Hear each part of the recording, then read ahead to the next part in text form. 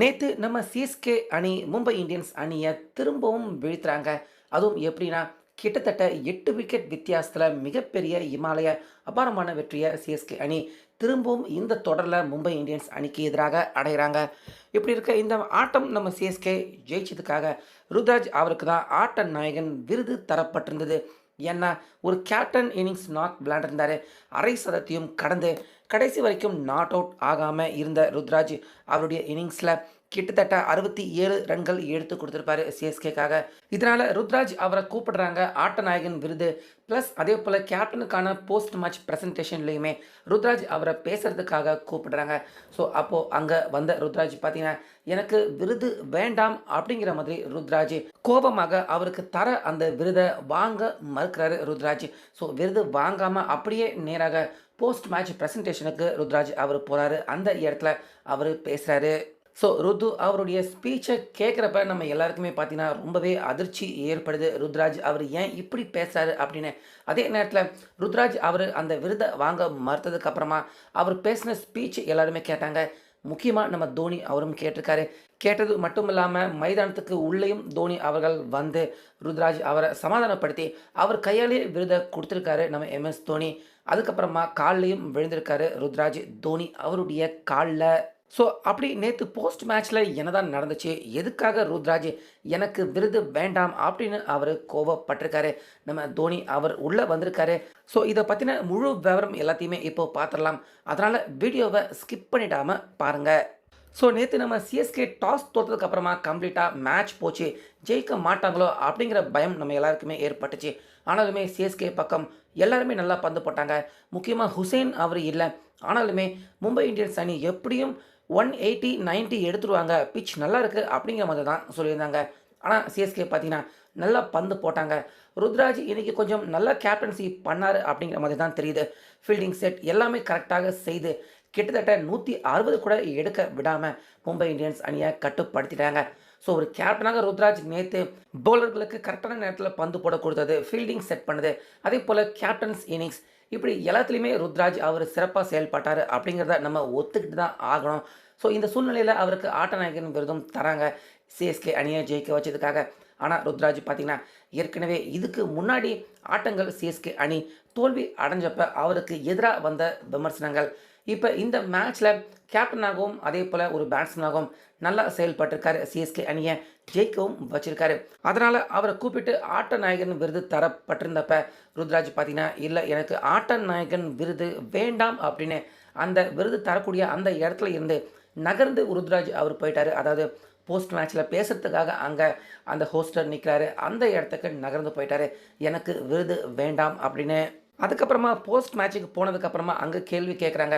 இந்த மேட்சை சிஎஸ்கே ஜெயிக்க வச்சதுக்கு நீங்கள் தான் காரணம், உங்களுடைய விருதை வாங்கிக்கங்க அப்படின்னு ருத்ராஜ் அவர்கிட்ட சொன்னால், எனக்கு விருது எல்லாம் வேண்டாம், கடந்த ஆட்டத்திலையும் நான் இதே மாதிரியான ஒரு இன்னிங்ஸ் தான் சிஎஸ்கே அணிக்காக நின்று பொறுமையாக விளையாண்டு கடைசி வரைக்கும் நாட் அவுட் ஆகாமல் நின்று சிஎஸ்கே அணிக்காக முக்கியமான நாக் விளையாண்டு கொடுத்துருந்தேன்.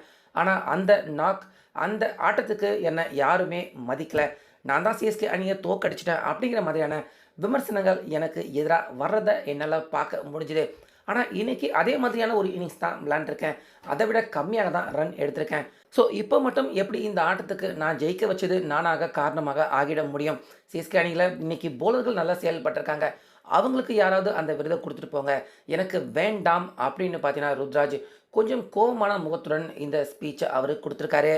ஸோ மேலும் பேசின ருத்ராஜ் இந்த தொடரில் இது வரைக்கும் சிஎஸ்கே விளையாண்ட பல ஆட்டங்களில் ஜெயிக்கிறதுக்கான எங்களுடைய முக்கியமான பங்களிப்பு எல்லாத்தையுமே நாங்கள் கொடுத்துருக்கோம்.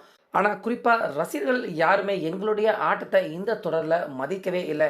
குறிப்பாக என் மேலே நிறைய விமர்சனங்கள், நான் ஒரு கேப்டனுக்கு தகுதி இல்லாதவன், ஓப்பனராக இறங்க தகுதி இல்லாதவன், பேட்ஸ்மேனாக இருக்கக்கூட தகுதி இல்லாதவன், சிஎஸ்கே அணியை விட்டு என்னை தூக்கிடுங்க அப்படிங்கிற மாதிரி எனக்கு எதிராக நிறைய கருத்துக்கள் விமர்சனங்கள் தொடர்ந்து சிஎஸ்கே ரசிகர்கள் முன் வச்சதை நான் என்னால் பார்க்க முடிஞ்சுது அப்படின்னு வருத்தத்துடன் ருத்ராஜ் அவர் போஸ்ட் மேட்ச்சில் சொல்லியிருந்தார். ஸோ அந்த விமர்சனங்கள் எல்லாத்தையும் தாண்டி இப்போ சிஎஸ்கே மைதானத்திலேயே மும்பை இந்தியன்ஸ் அணியை இந்த தொடரில் பேக் டு பேக் 2 வாட்டி தோக்கடிச்சிருக்கோம். ஸோ இதை கேட்குறப்ப ஒரு மிகப்பெரிய அச்சீவ்மெண்ட்டாக தான் என்னை பொறுத்த வரைக்கும் பார்க்கப்படுது. மும்பை ரொம்ப பெரிய சாம்பியன் டீம் அவங்க. ஸோ அவங்கள அடுத்தடுத்து பேக் டு பேக் வீழ்த்தி இப்போ பாயிண்ட்ஸ் டேபிளில் இன்னும் நாங்கள் சிஎஸ்கே பாதிக்கு மேலே இந்த தொடர் நகர்ந்துருச்சு. இன்னும் பிளே ஆஃப்க்கான வாய்ப்பை நாங்கள் தக்க வச்சுக்கிட்டு இருக்கோம். ரேஸுக்குள்ளே நாங்கள் இருக்கோம் அப்படின்னு நினைக்கிறப்ப உண்மையாகவே மகிழ்ச்சியாக இருக்குது. இந்த மேட்ச் சிஎஸ்கே ஜெயிச்சதில் சந்தோஷம்தான். ஆனால் கடந்த ஆட்டம் போலவே தான் இந்த ஆட்டம் நான் விளையாண்டேன். அந்த ஆட்டத்துக்கு எனக்கு கிடைச்ச விமர்சனங்கள், ஆனால் இந்த ஆட்டத்தில் நான் விளையாண்டதுக்காக எனக்கு விருதா அப்படின்னு இந்த விருதை எனக்கு ஏற்க மனசு வரல அப்படிங்கிற மாதிரி ருத்ராஜ் அவருக்கு கொடுத்த அந்த விருதை பார்த்தீங்கன்னா அவர் நிராகரிக்கிறாரு. ஸோ நம்ம எம்எஸ் தோனி பார்த்தீங்கன்னா நேற்று ட்ரெஸ்ஸிங் ரூமுக்கு உள்ளே தான் அவர் இருந்திருக்காரு போல இருக்கு. ருத்ராஜ் அவருடைய இந்த ஸ்பீச்சை கேட்டதுக்கு அப்புறமா உடனே வேகமாக அங்கே போஸ்ட் மேட்ச்சுக்கு உள்ளே வந்துட்டார் நம்ம எம்எஸ் தோனி. மதது மட்டும் இல்லாமல் ருத்ராஜ் அவர்கிட்ட ஒரு சில வார்த்தைகள் ஏதோ பேசுகிற மாதிரி தெரியுது. என்ன பேசுனாங்க அப்படின்னு தெரில. அதுக்கப்புறமா தோனி பார்த்தீங்கன்னா அந்த விருதை வாங்கி அவருடைய கையாலேயே ருத்ராஜ் கிட்ட அந்த விருதை கொடுக்குறாரு நம்ம எம்எஸ் தோனி. ஸோ தோனி அவர் கொடுக்குறப்ப ருத்ராஜ் அவரால் ஒன்றும் பண்ண முடியல, மறுக்கவும் முடியல. தோனி கொடுத்ததுக்கப்புறமா அந்த விருதை வாங்கிக்கிறாரு ருத்ராஜ். வாங்கிக்கிட்டு பார்த்தீங்கன்னா தோனி அவர் காலிலேயே விழுந்துட்டார் ருத்ராஜ். ஸோ யாருமே பார்த்தீங்கன்னா இப்படிப்பட்ட ஒரு சம்பவத்தை நேற்று எதிர்பார்க்கல. ஸோ போஸ்ட் மேட்ச் முடிஞ்சதுக்கப்புறமா அதை பேச போனதுக்கப்புறமா இந்த சம்பவங்கள் நேற்று நடந்திருக்கு மைதானத்தில். முக்கியமாக ருத்ராஜ் பார்த்தீங்கன்னா அவர் ரொம்பவே நொந்து போயிட்டார், விரக்தியும் அடைஞ்சிட்டார் போல இருக்குது. ஏன்னா தொடர்ந்து சிஎஸ்கே தோற்றுக்கிட்டு வராங்க. ருத்ராஜ் அவருடைய கேப்டன்சி மேலே தொடர்ந்து விமர்சனங்கள் வைக்கப்பட்டுக்கிட்டு இருக்கு. ரசிகர்களே பயங்கரமாக கடுமையாக திட்டி தீர்த்துருக்காங்க ருத்ராஜ் அவரை. பத்தாக்குறைக்கு அவரும் பார்த்தீங்கன்னா பேட்டிங்கும் பண்ண முடியல. சிஎஸ்கே அணிக்காக ஏதாச்சும் செய்யணும், நம்மளை வளர்த்து விட்ட டீம் இது, இந்த டீமை எப்படியாவது லீட் பண்ணி மேலே கொண்டு போகணும் அப்படின்னு கஷ்டப்படுறாரு ருத்ராஜ். ஆனால் தொடர்ந்து அவருடைய அந்த முயற்சிக்கு எல்லாமே 0 மார்க்கு, தோல்விகள் மட்டுமே தொடர்ந்து கிடைச்சிக்கிட்டு இருக்கு. ஸோ இது எல்லாத்துலேயும் இருந்தும் மீண்டு இப்போ சிஎஸ்கே திரும்பவும் பார்த்தீங்கன்னா வெற்றிக்கான ஃபார்முக்கு திரும்பியிருக்காங்க. ஸோ கடந்த ஆட்டம் ஒரு மோசமான தோல்வியாக இருந்தாலும் அந்த ஆட்டம் பார்த்தீங்கன்னா முழுக்க முழுக்க ஒரு மத்தியானத்தில் நடந்த ஆட்டம் அப்படிங்கிறதால சிஎஸ்கே பிளேயர்களால் அந்த பிச்சை ரீட் பண்ண முடியல. ஆனால் அதே சிஎஸ்கே மைதானத்தில் இன்றைக்கி நடந்த மேட்ச்சில் கரெக்டாக பார்த்தீங்கன்னா பிச்சை ரீட் பண்ணி பொறுமையாக ஸ்லோவாக விளையாண்டு சிஎஸ்கே அணியை அழகாக ஜெயிக்க வச்சு ஒரு மேன் ஆஃப் த மேட்ச் விருதை வாங்கக்கூடிய அளவுக்கு ருத்ராஜ் பார்த்தீங்கன்னா அவர் தன்னுடைய குவாலிட்டியை இப்போ இம்ப்ரூவ் பண்ணியிருக்காரு. அதனால தான் அவருக்கு விருதையுமே கொடுத்துருக்காங்க. ஆனாலுமே இதுக்கு முன்னாடி நடந்த மோசமான அனுபவங்கள் அது எல்லாத்தையும் சேர்த்து ருத்ராஜ் அவருக்கு அந்த விருதை வாங்க மறுத்திருக்கு. அவருக்கே மனசுக்கு உறுத்திருக்கு போல இருக்கு, வேண்டாம் அப்படின்னு மறுத்திருக்காரு. அதாவது போலர்கள் யாருக்காவது கொடுங்க, அவங்க எல்லாமே சிறப்பாக தான் செயல்பட்டாங்க அப்படின்னு ருத்ராஜ் சொல்லியிருந்தாலுமே தோனி இதை கேட்டுட்டு அவர் உடனடியாக உள்ளே வந்திருக்காரு. ஏன்னா ருத்ராஜ் அவராகவே விருப்பப்பட்டு அந்த விருதை தரல, அவர் விரக்தியில் பேசுகிறாரு அப்படின்னு பார்த்த தோனி உடனடியாக உள்ளே வந்து அந்த விருதை வாங்கி ருத்ராஜ் அவரை கூல் பண்ணது மட்டும் இல்லாமல் அவரை தட்டி கொடுத்து சமாதானப்படுத்தி அவர் கையாலேயே விருதையும் கொடுத்துருக்காரு நம்ம எம்எஸ் தோனி. ஸோ இதை கேட்ட ருத்ராஜ் பார்த்தீங்கன்னா அவரும் தோனி காலில் விழுந்திருக்காரு. ஸோ நேற்று இப்படிப்பட்ட ஒரு சம்பவம் நடக்கும் அப்படின்னு யாருமே எதிர்பார்க்கல.